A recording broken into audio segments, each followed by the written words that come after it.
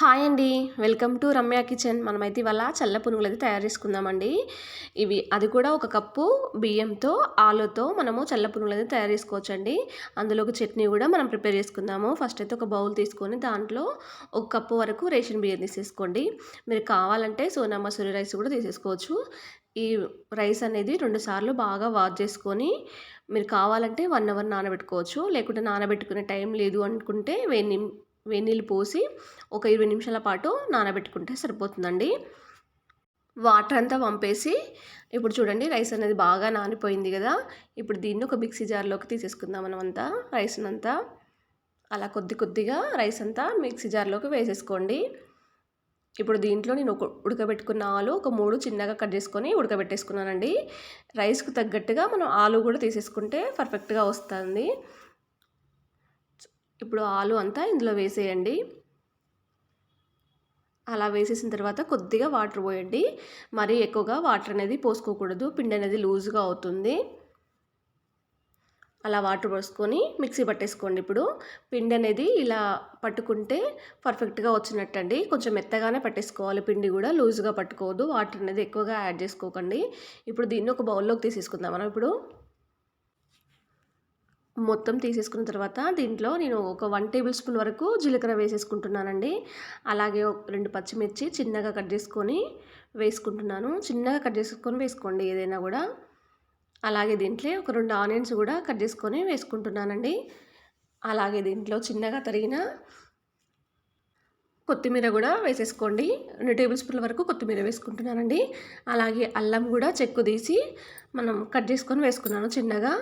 దీంట్లోనే ఒక 1 table spoon వరకు సాల్ట్ వేసుకుంటున్నాను. మీరు రుచికి సరిపడినంత వేసుకుంటే సరిపోతుంది. కావాలంటే మీరు కరివేపాకు కూడా వేసేసుకోవచ్చు. ఇంకా పునుగులు ఎక్కువగా పొంగాలి అనుకుంటే కొంచెం సోడా కూడా వేసుకోవచ్చండి. నేను అవేమీ వేయట్లేదు హెల్త్‌గా. ఇప్పుడు ఇవన్నీ వేశాక బాగా కలిపిన తర్వాత ఒక 10 నిమిషాల పాటు మూత పెట్టేసుకోండి. ఇప్పుడు మిక్సీ జార్ తీసుకొని మనము పచ్చి కొబ్బరి ఒక కప్పు తీసేసుకోండి. పచ్చి కొబ్బరి ఒక కప్పు తీసుకుంటే హాఫ్ కప్పు వరకు మనము పుట్నాల పప్పు తీసేసుకోండి, హాఫ్ కప్పు. అలాగే ఒక 5 ఎండుమిర్చి కూడా తీసేసుకోండి. 4 వెల్లుల్లి రెబ్బలు కూడా తీసేసుకోండి. ఇందులోనే ఒక 1 టేబుల్ స్పూన్ వరకు జీలకర్ర కూడా వేసేసుకోండి. అలాగే నిమ్మకాయ చింతపండు కూడా వేసేసుకోండి. దీంట్లో రుచికి సరిపడినంత ఉప్పు కూడా వేసేసుకొని కొద్దిగా వాటర్ అనేది పోసేసుకొని మెత్తగా మిక్సీ పట్టేసుకోండి. చూడండి ఇలా మిక్సీ పట్టేసుకుంటే సరిపోతుంది. చూడండి కొంచెం కచ్చాపచ్చాగా అయినా పర్లేదండి, బరకగా అయినా కూడా దీన్ని ఒక బౌల్లోకి తీసేసుకుందాం మనం. ఇప్పుడు దాంట్లోనే కొద్దిగా వాటర్ అనేది పోసి మిక్సీలో కొంచెం లూజ్గా కలిపేసుకోండి. ఇప్పుడు మనకు వాటర్ లాగా చట్నీ తయారైపోతుంది. ఇప్పుడు దీంట్లోకి పోపు మనం పోపు అయితే పచ్చడి ఎలా పెట్టుకుంటామో అలాగే పెట్టేసుకోండి. కొద్దిగా ఆవాలు, అలాగే జీలకర్ర, ఎండుమిర్చి, కరివేపాకు వేసి పోపుకేసుకోండి. చూడండి పచ్చడి కొంచెం లూజ్గా లేదు కదా, మరికొన్ని వాటర్ పోసేసుకుందాం మనం. ఇప్పుడు అందులో నీళ్ళు పోసి కొంచెం వాటర్గానే ఉంటే చట్నీ బాగుంటుందండి. చూడండి ఇలా కలుపుకుంటే సరిపోతుంది. ఇప్పుడు దీంట్లోకి మనం పోపు తీసుకొచ్చి కలుపుకుందామండి. నేను చెప్పాను కదా అవన్నీ ఇందులో పోపులో వేసుకొని కొద్దిగా చిటికెడంత పసుపు కూడా పోపులో వేసేసుకోండి. ఇప్పుడు పోపు అంతా ఇందులో బాగా కలిసేలా బాగా కలుపుకోండి. ఈ చల్ల పురుగులోకి చట్నీ చాలా టేస్టీగా ఉంటుందండి. పోపు అంతా ఒకసారి ఆయిల్లో కలిసేలాగా బాగా కలిపేసుకున్న తర్వాత ఇప్పుడు దీన్ని మనం పక్కన పెట్టేద్దాము. చట్నీకి మూత పెట్టేసి ఇప్పుడు దీంట్లో మనం నానబెట్టుకున్నాం కదా పిండి అంతా, దాన్ని మూత తీసి చూద్దామండి. చూడండి పర్ఫెక్ట్గా నానిపోయింది కదా పిండి అనేది. మళ్ళీ ఒకేసారి కలుపుకొని చేత్తోని కలిపేసుకోండి. ఇప్పుడు డీప్ ఫ్రైకి సరిపడినంత ఆయిల్ వేసేసి ఆయిల్ హీట్ ఎక్కిందా లేదా అని ఒకసారి చూసుకోండి. ఎందుకంటే మనకు పునుగులు అనేది బాగా పొంగుతాయి ఆయిల్ హీట్ ఎక్కిన తర్వాత.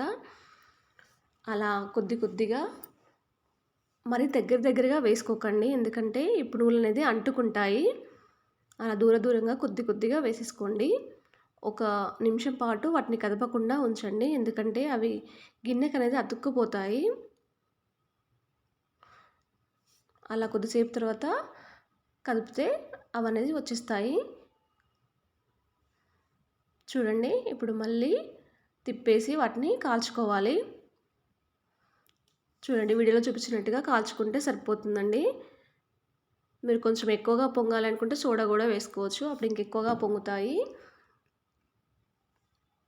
ఇప్పుడు వీటిని మనము టిష్యూ పేపర్లోకి తీసుకుంటే ఆయిల్ అనేది పీల్చుకుంటాయండి. అలా తీసేసిన తర్వాత ఇలానే మరికొన్ని కూడా వేసేసుకోండి. మీరు ఒకవేళ పిండి అనేది లూజ్గా అయితే గోధుమ పిండి కానీ బియ్యం పిండి కానీ కలుపుకోవాలండి. పిండి లూజ్గా అయినా కూడా అందులో పర్ఫెక్ట్ షేప్లో అనేది మనకు పునుగులు రావు. ఇలానే కాల్చుకొని కొద్దిసేపు అయిన తర్వాత కదిపి మళ్ళీ బౌల్లోకి తీసుకుంటే సరిపోతుందండి. చూడండి వీటిని తీసేసుకోండి ఇప్పుడు. అంతే, ఎంతో టేస్టీగా ఉండే పునుగులు అనేది తయారైపోయాయి. చూడండి ఎలా ఉన్నాయో. ఒకవేళ మీరు ట్రై చేసేది ఉంటే ఎలా వచ్చాయో కామెంట్ బాక్స్లో కామెంట్ చేయడం మాత్రం మర్చిపోకండి. అలాగే సబ్స్క్రైబ్ చేయడం కూడా మర్చిపోకండి.